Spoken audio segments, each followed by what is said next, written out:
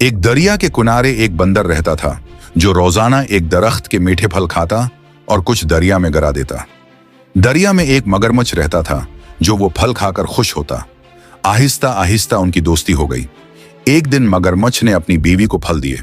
बीवी ने कहा, फल इतने मीठे हैं तो सोचो बंदर का दिल कितना मीठा होगा। आय हाय आय हाय हाय हाय हाय। उसने मगरमच्छ से बंदर का दिल लाने को कहा।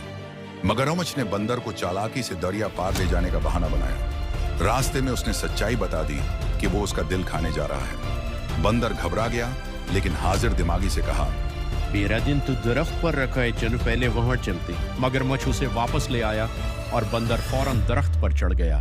वो बोला, ओ नादान मगरमच्छ, दिल तो हमेशा जिस्म में होता है। अब तुमने तो धोखा दिया ना, निकल जाओ यहाँ से, चलो भागो बेटा, चलो भागो। सबक, लालच और धोखा हमेशा नुकसान का बायस बनते हैं, जबकि अक्ल से काम लेना जरूरी है।